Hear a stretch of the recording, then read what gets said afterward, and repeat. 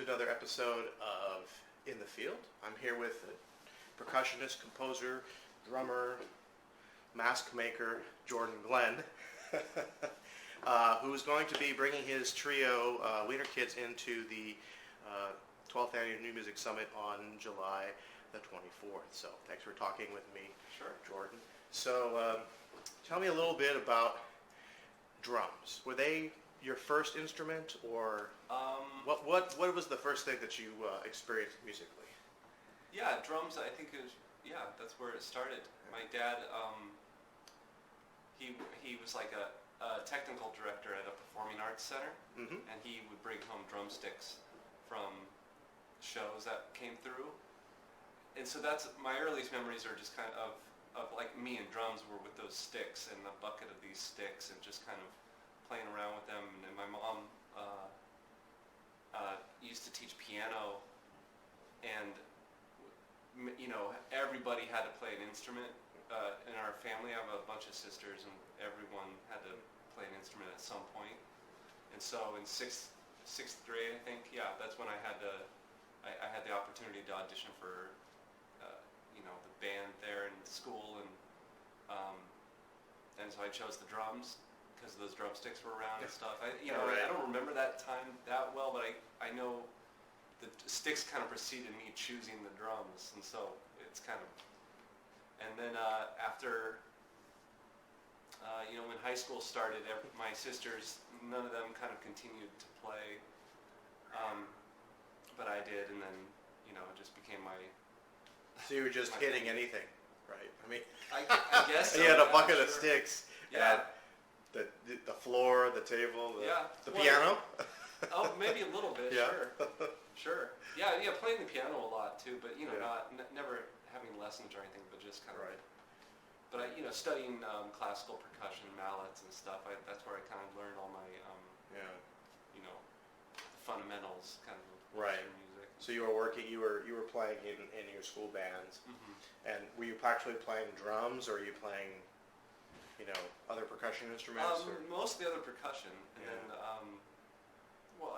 then I guess that was 6th grade. 7th grade, I could audition for the jazz band, and it was like older kids playing the drum set. It was cool, right? So I wanted to do that, and so I auditioned, and I was taking lessons too with some great teachers that were. There was the one guy who was a student at the university in the town I grew up in, that I eventually went and got a similar degree as him. Oh, what town was that? Eugene, Oregon. Okay. The University of Oregon. He was a percussion major there, and I took lessons with him for 3 or 4 years. Yeah. And he kind of introduced me to all the jazz stuff and that whole kind of schooling, and then What was his name? Eric Jones. Yeah. So he was one of your early influences outside of the family. Yeah. Oh, and Mr. Joe Ingram, the band teacher at the middle school I went to, was phenomenal. Yeah. That guy, he just recently retired, but he was huge. You don't hear that very often. No. The band teacher was awesome. No, yeah, and I've like in high school, not so much, but at middle school, that he was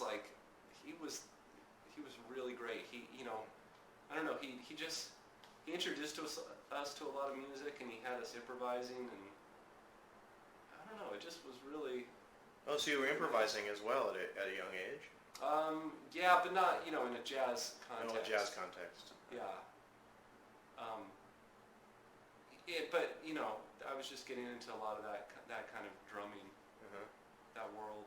What were you listening to at that time? Were you listening to At any that music? time- Did you have music in the house that your parents used to play? Or No, my parents didn't. I mean, they like the Beatles and like folk music and stuff, but they never really listened to a lot of music.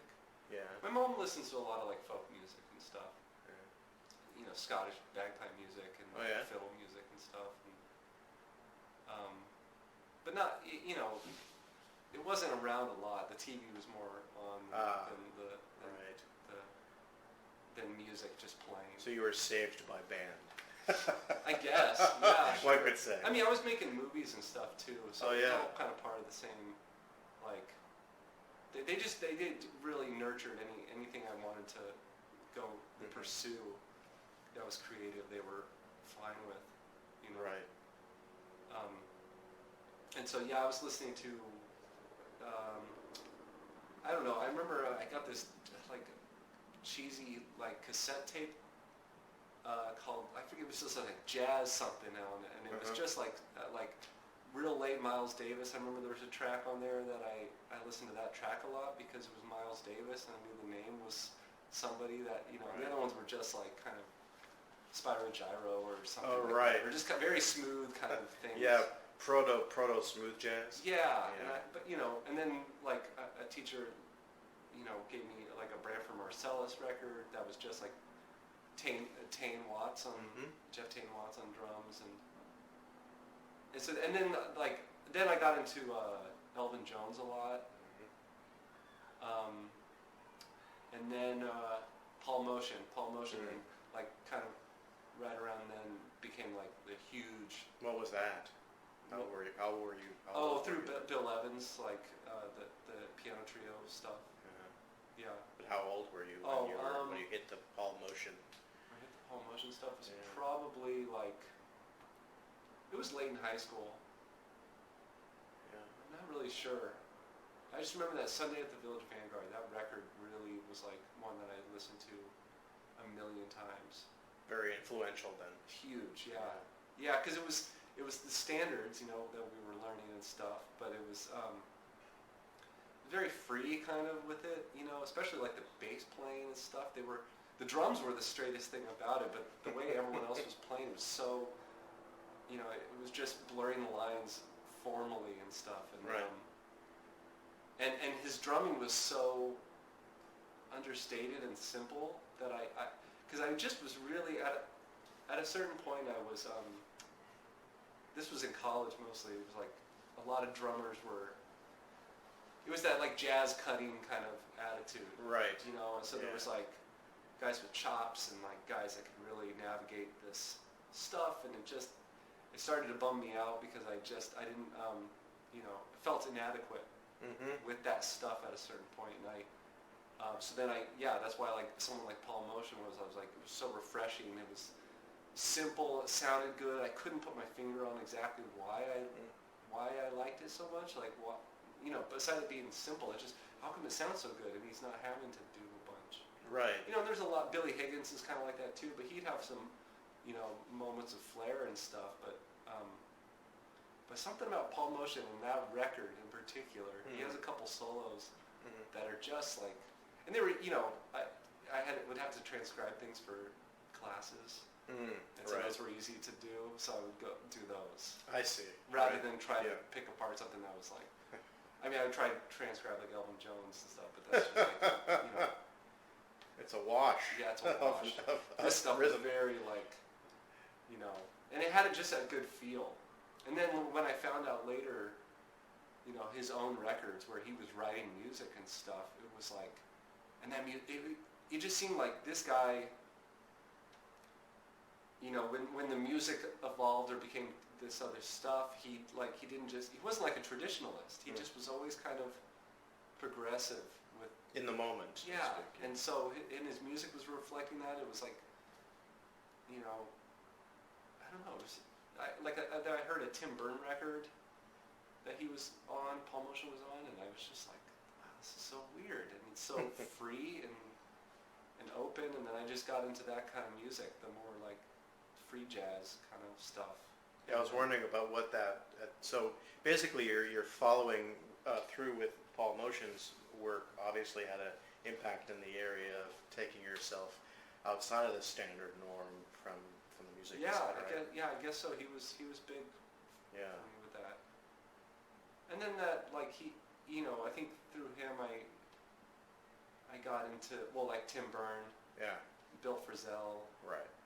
And then that led to Joey Barron, which was like another big guy I kind of really got into because, like, I listened to Naked City or sure. some of that stuff, and it was like, the guy just could do everything, you know, And then the more I learned about him, like he's such a jazz drummer, you know, but he wasn't what I always thought of as jazz. I don't know if that makes any sense. He just like, it's like he loved jazz music, and he came up in it, and you can hear it, and but he's about music. Like he's just very open-minded. And It started to show me that there was like jazz folks that were open-minded, and they weren't necessarily the free jazz people too. Like they had a wider spectrum of interest. It wasn't like this or that, and you were here or you were there. It was like there was all this in between, and that's when I was like, oh, okay, it's okay to be into this or that, or want to make music that does this or does that. Compose or play totally free. Yeah. Non-idiomatic versus idiomatic. Doesn't matter. Yeah. Cross-pollination. Exactly. Yeah. Right. Well, that makes a lot of sense. A lot of folks in the vaster community that Outsound represents, actually, that's what's the theme. That's what it's all about. And, yeah, totally. And you've been doing that for quite some time here. So, where did you went to college in Oregon? Yeah, the University of Oregon. Yeah. And that was like conservatory, jazz program. Right. But your listening must have sparked interest in stumbling on Mills here. Yeah, well, it was area. because there was a couple like upperclassmen who I was lucky enough to just like kind of be put into small groups with, in whatever classes or something. One in particular, Kyle Santa, he's this guitarist. He's been living in New York for 15 years or something now. No, 10 or so. I'm not sure. He left a really long time ago, but he was just the nicest guy, and he sounded great on the guitar, and he just was like, oh, you should check out this. Check out this guy. And this. And it was all like modern stuff. But it totally kind of blew my mind open, and then and that's the stuff I wanted to pursue. But again, it was like against this thing of like the school, and these players that were way more. Like I love Tony Williams, for example, but that kind of for me was an early break. Right. It was like a technician. Right. But I've since like that was like just my mindset at the time. I was like, oh, you like Elvin Jones, or you like Tony Williams, kind of thing. I see. Huh. Interesting. But later that was like, what was I thinking? That's such a stupid way to because all this great music that he's made and that he does, and but anyways, it was just guys that wanted to like be this precise, these machines, and they're playing and mixed meters and all this stuff, and I like playing that music, but I don't know, for where I was at, my head at that time, it was I just needed to I needed to pull away from that, like and there wasn't that happening. There wasn't a community of like free improvisers or anything like that. Right. It was harder to find, the people that I could connect with completely. And I started to play in some like rock bands and pop bands and like garage bands kind of, and guys that didn't know how to read music, and it was weird because they were like, oh, you want to play? Okay, cool. And we play, but I always felt like I was like the jazz drummer in this world, right? Right. And I have like friends that were like hardcore anarchists and into this like hardcore music, and I wanted to be like in that world, but I couldn't. I never felt like I was in school, and I just didn't feel like I could. Would you say that's like the freedom of what they were? Maybe, I don't know. There was just a grittiness and a kind of a looseness and a rebellion and stuff too. I never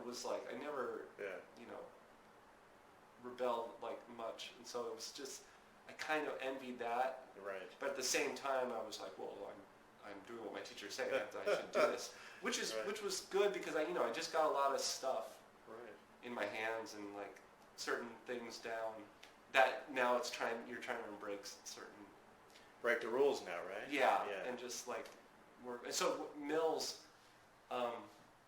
my friend Ayako, she was at the University of Oregon with me, and I think she was ahead of me by a year or so, and she was down here, and then it was also like Chess Smith. That was it, because he spent some time in Oregon too, and he went to the University of Oregon. He had nothing to do with the music department there. Yeah.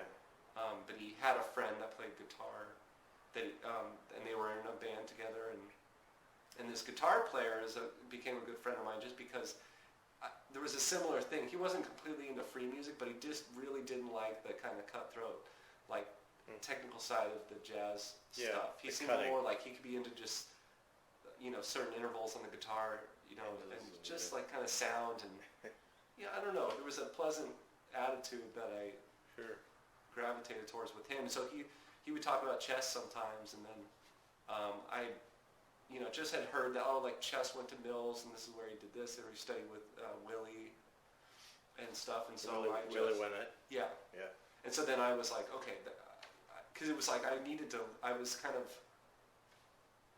I had been like 3 years since I graduated, and I was just, didn't have money, and was kind of like playing, like the jazz casuals and stuff were drying up more and more. I felt myself phasing out of that world and more into the, the rock band world, which was, not really happening for me either. So it was just like, I need to make a leap here. And so it was like, Oakland is kind of not that far. I was thinking about Seattle and stuff too, but anyways, I applied for Mills and auditioned.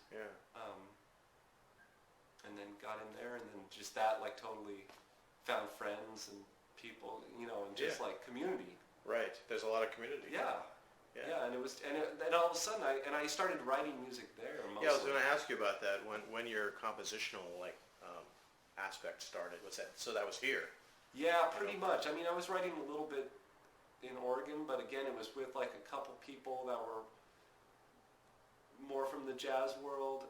You know what I mean? It was just like we're trying to do freer stuff, and just like for a lot of us then it was like, what does that mean? And we're playing it, and it doesn't sound that good sometimes, and you're just like, so I would just kind of like be disgruntled and put stuff away, or I would try to write things that were more straight. Right. But I just hate them. I thought they sounded stupid. And so then when I came here, it was like introduced to all these techniques and ways, and just like studying music that was far out, and then I was like, oh, okay, well, let me try this, and let me try. And people were just people at that school were so encouraging. There was like other players and composers and improvisers, and it seemed like everybody was like yes to everything. Like, let's do it. Let's try it. So then I just started, writing, and it was only after leaving there I feel like sometimes the stuff goes a little more back towards the middle, or like the jazz world kind of. Well, it's there. I mean, you spent a good portion of your life in that world, and so it makes sense that it would always come back in some form, right? Yeah, I guess so. Yeah. But you've added so much more. It sounds like, Sure. So exactly. So so now you've got a number of groups. Wiener Kids.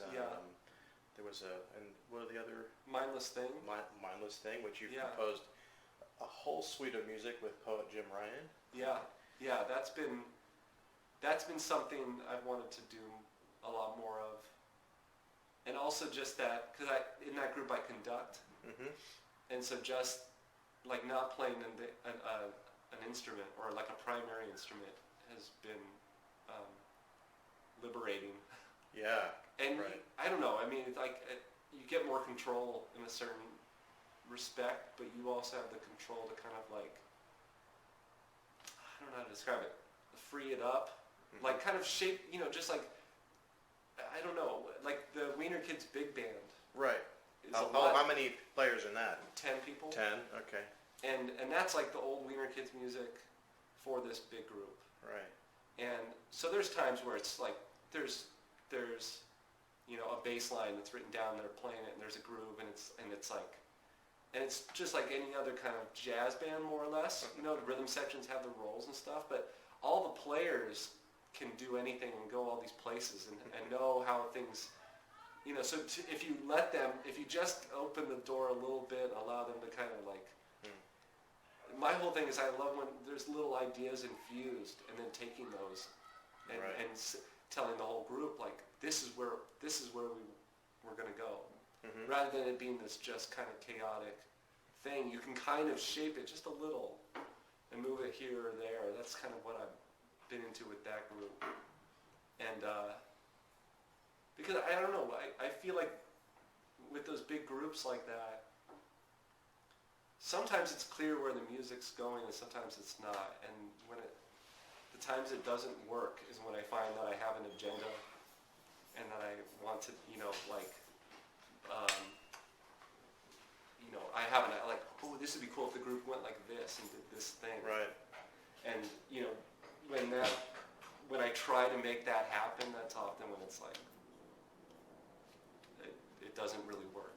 Right. If I go into it kind of blank slate and just let things come that people do or take, you know, just pieces and then manipulate them and stuff, I feel like that's when it's the best yeah. element. Yeah. And Mindless Thing has kind of been like a workshop more for those compositional ideas of like, here's a few pieces of material and how can I orchestrate it or kind of divvy it out or layer it with improvisation or you know, textures or Sure.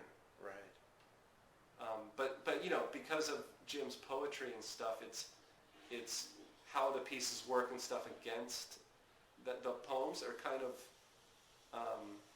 formalized, or they become, you know, structured. Right. But the pacing and the dynamics of and the music of the poetry and, you know, the way he reads is totally never the same or feels sterile. Well, because Jim doesn't. I mean, he reads as he reads, right? He doesn't necessarily follow the cues, right? You guys are kind of going with how he's cueing it. He's right. almost the cue, right? Yeah, no, it's totally back and forth. I mean, you can tell he's listening to it. Yeah. And I'm trying to listen also and just place things where, you know, so sometimes it's a gamble. Right. But I'm playing that band, you know. Right, exactly. So, speaking of that, you mentioned old Wiener Kids music, so I'm assuming that you're working on new Wiener Kids music, yes. Which you are planning on presenting at the summit this year. Right. Am I safe to assume that? Yeah, for sure. I mean, for the last few months, I've been trying to, you know, slowly kind of infuse new pieces into the group. Mm-hmm. It's been hard because I've been getting into the art ensemble and Roscoe Mitchell's music, mm-hmm. and all the percussion and stuff, mm-hmm. and I've just been like, oh, this is where I want things to go. Like the palette can be huge if we go this route. Yeah. And I've been, you know, collecting the percussion and sounds for a while, and so it's what's been hard is trying to figure out how to just integrate it. And so I just started writing like the loosest kind of things ever, and just giving them the instruments. And saying go. Yeah. Right.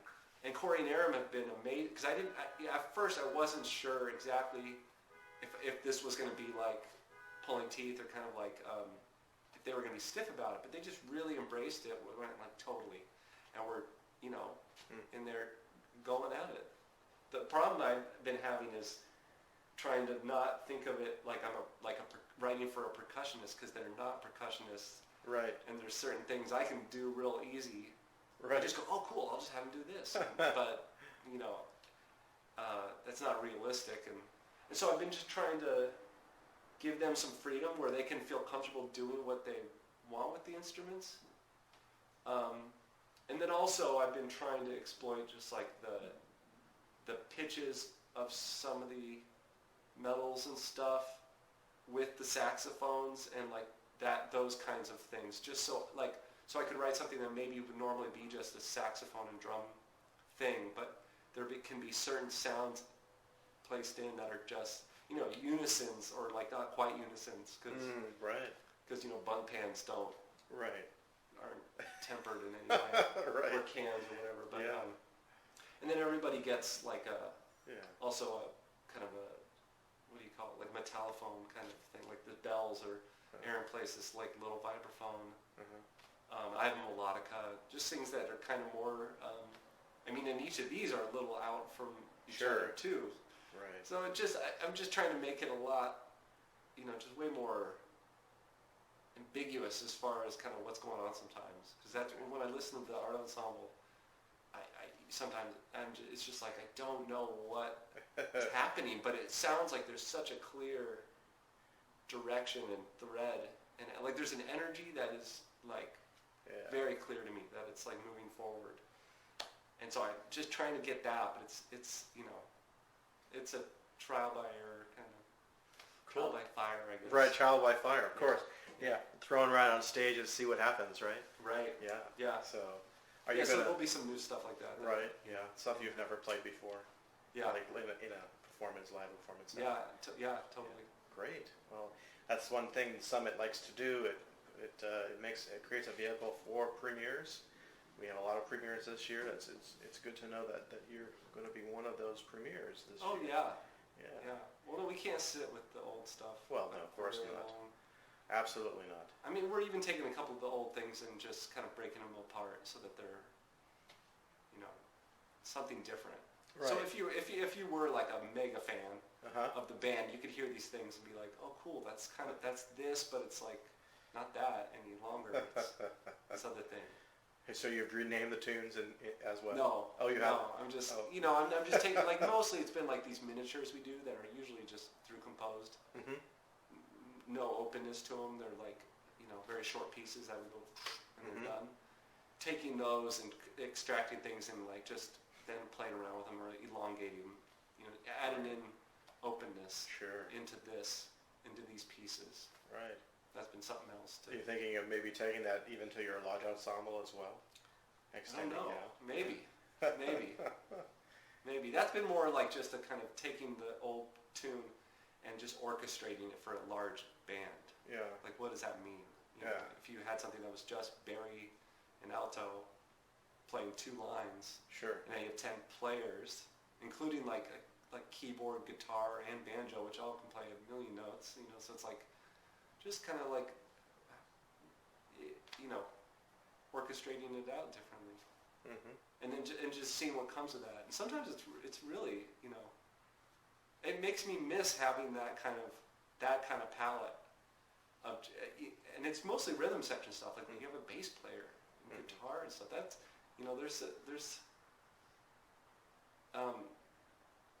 there's a comfort in that kind of sometimes to have those things there, to have the bass playing the bass part.